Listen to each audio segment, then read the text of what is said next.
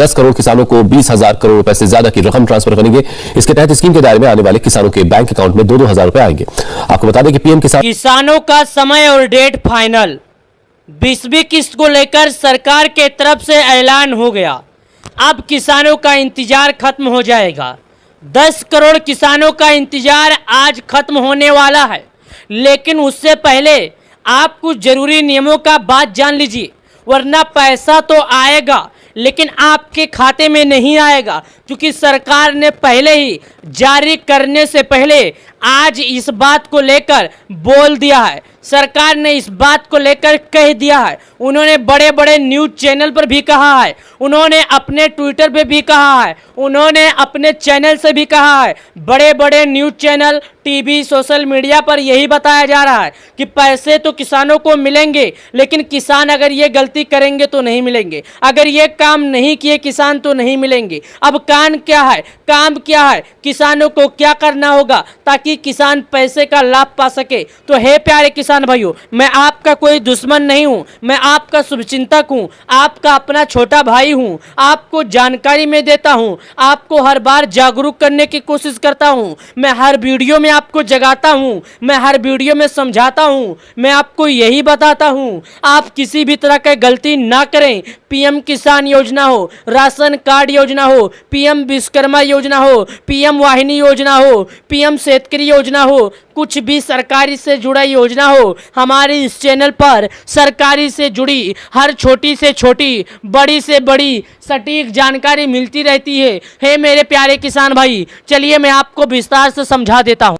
चलिए मैं आपको समझाता हूं, लेकिन उससे पहले आपको एक बात सुन लीजिएगा। यहाँ पर कुछ बातें लिखी गई है जो थोड़ा समझिएगा। मैं हिंदी में करता हूं, मैं इसको ट्रांसलेट करता हूं, क्योंकि हमारे गांव के प्यारे किसान, हमारे गांव के अन्नदाता, हमारे प्यारे किसान भोले भाले जो लोग हैं जो नहीं समझ पाते, इंग्लिश नहीं पढ़ पाते, उनके लिए मैं यहाँ पर लिखा हूँ। क्या लिखा हूँ सुनिए। माननीय प्रधानमंत्री ने 24 फरवरी 2025 को पीएम किसान योजना की 19 किस्त जारी कर दी है। पीएम किसान पंजीकरण किसानों के लिए ई-केवाईसी अनिवार्य है। ओटीपी आधारित पीएम किसान पोर्टल पर ई-केवाईसी उपलब्ध है। चाहे तो आप बायोमेट्रिक से कर सकते हैं या नज़दीकी ग्राहक सेवा केंद्रों से संपर्क कर सकते हैं।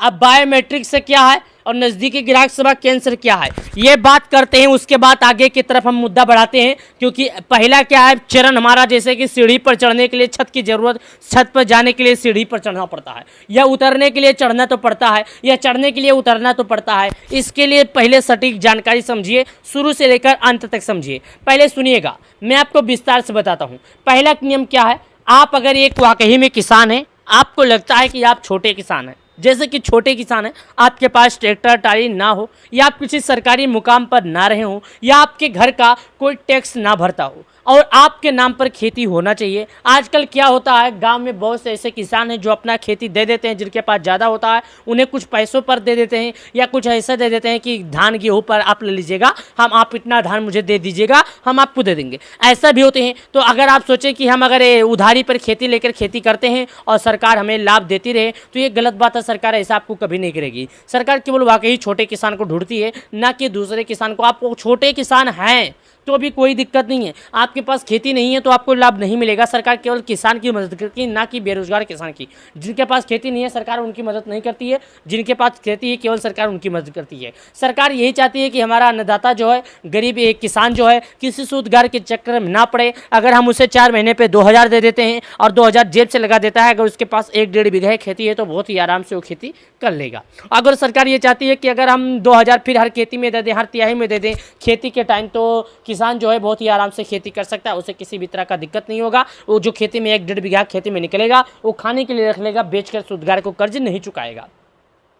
अब आप समझ चुके होंगे हमने क्या बताया, अब समझ चुके हैं। सुनिए, अब आगे एक कदम और बढ़ जाते हैं, कदम पे कदम बढ़ते जाएंगे और समझाते जाएंगे। कदम दूसरा क्या है ये सुनिए। आपका दूसरा कदम यह है कि आपका दूसरा कदम यह है कि अगर केवाईसी नहीं करेंगे, केवाईसी नहीं करेंगे तो लाभ नहीं मिलेगा।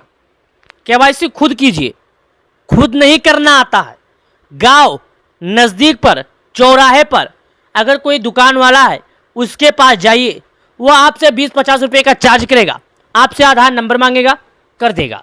अगर आपका आधार नंबर मोबाइल नंबर से लिंक है तो आप स्वयं कर सकते हैं, चाहे स्वयं कर लीजिए, या आपका कोई गांव का अगर ज़्यादा पढ़ा लिखा है, उसे जानकारी ज़्यादा है तो खुद कर देगा, आपके मोबाइल से ही हो जाएगा, और आपके उसके मोबाइल से हो जाएगा, आपके मोबाइल से हो जाएगा। लेकिन ये सुनिश्चित करना होगा कि आपका आधार आपके मोबाइल नंबर से लिंक होना चाहिए।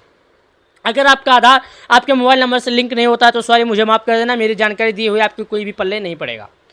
और उसके बाद वो कर सकता है आसानी से, 1 भी रुपया चार्ज नहीं लगेगा। मोबाइल पहले क्या आधार डालना होगा मैं बताता हूँ। नीचे आइए, यहाँ पर नीचे आइएगा, देखिएगा यहाँ पर KYC लिखा है, इस पर क्लिक कीजिएगा। इस पर क्लिक करने के बाद यहाँ पर 12 अंकों का आधार नंबर डालिएगा। उसके बाद यहाँ पर एक ऑप्शन आ जाता है, क्या आ जाता है, सर्च का। ये देखिएगा, मैं इसको काट देता हूँ, सर्च का ऑप्शन आता है, इस पर क्लिक कीजिएगा। जब आप यहाँ पर क्लिक कर देंगे तो इस पर क्लिक करेंगे तो आपके मोबाइल नंबर पर एक OTP आएगा। उस OTP को जब आप दर्ज करेंगे तो बहुत ही आसानी से आपका OTP भी हो जाएगा। उसके बाद लिखा एक ऑप्शन आएगा, आधार KYC सक्सेसफुली। अगर इंग्लिश में करेंगे तो सक्सेसफुली लिखा रहेगा, अगर हिंदी में करेंगे तो लिखा रहेगा आधार द्वारा सफलतापूर्वक वेरीफाई किया गया। अब कुछ किसानों को नाम चेक करने का दिक्कत हो रहा है तो यहाँ पर बेनिफिशियल लिस्ट में आ जाइएगा। यहाँ पर तो लाभार्थी सूची पर जब आ जाएंगे तो यहाँ पर आपसे 5 चीज़ मांगता है, जैसे कि मैं बता देता हूँ। 5 चीज़ बोलता है, आप भारत के किस राज्य के रहने वाले हैं, आपका जिला क्या है, आपका तहसील क्या है, आपका ब्लॉक क्या है। लेकिन अभी 2-3 दिन से मैंने नियम के बारे में देखा है कि नियम के बारे में तुरंत चेंज हो गया है। जब आप अपना राज्य सेलेक्ट करेंगे, अपना जिला सेलेक्ट करेंगे, अपना तहसील सेलेक्ट करेंगे तो ये आपसे ब्लॉक नहीं लेता है और ऑटोमेटिक आपका खुल जाता है। यहाँ पर गाँव सर्च कर देना है। उसके बाद गेट रिपोर्ट का ऑप्शन आ जाता है, इस पर क्लिक करना है। जब आप गेट रिपोर्ट के ऑप्शन पर क्लिक कर देंगे तो आपका नाम आ जाएगा। चलिए मैं वो भी थोड़ा 1 मिनट टाइम वेस्ट कर देता हूँ, बता देता हूँ। स्टेट पर क्लिक करना है, भारत के किसी भी राज्य पर रहते हैं क्लिक करना है। उसके बाद आपको जिला चॉइस करना है, आप भारत के जिस जिले में रहते हैं उस जिले को यहाँ पर चॉइस कर देना है। तहसील का ऑप्शन आ गया, भर देना है। जैसे कि मैंने बोला था कि ब्लॉक का ऑप्शन अभी गायब हो जाता है, ब्लॉक नहीं भरना पड़ता, बस आपको तहसील भरना पड़ता है। देखिएगा तो ब्लॉक गायब हो गया और यहाँ पर ब्लॉक के बाद में विलेज आ गया और 4 ऑप्शन अभी आ गया, अभी राज्य, जिला, तहसील, ब्लॉक ये आ गया।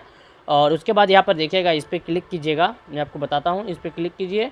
ये देखिएगा गांव हमने चॉइस कर दिया बेलवा, तो यहाँ पर देखिएगा रिपोर्ट का ऑप्शन आता है, इस पर हम क्लिक करते हैं। जब इस पर क्लिक करते हैं तो हमारे गांव के जितने लाभार्थी हैं सभी लाभार्थियों का नाम खुल गया।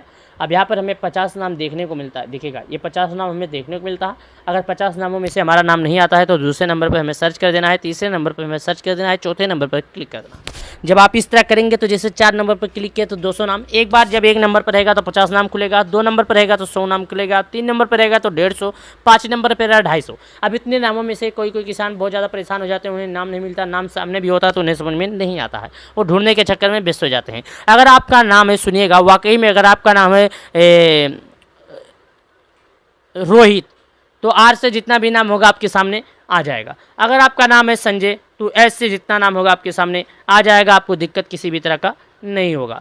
याद कीजिएगा, अगर आपका नाम है सुदामा तो S से जितना नाम होगा आपके सामने आ जाएगा। मैं हर बार कहता है, इस बार भी आपको सही स्पष्ट रूप से जानकारी दे रहा हूँ। अगर आपका नाम है दुखनावती तो आप D से जितना नाम होगा आपके सामने आ जाएगा, आपको घबराना नहीं है। उम्मीद करता हूँ ये जानकारी समझ में आ गई होगी। वीडियो को लाइक करके चैनल सब्सक्राइब कर देना। इसी तरह का वीडियो पाने के लिए धन्यवाद।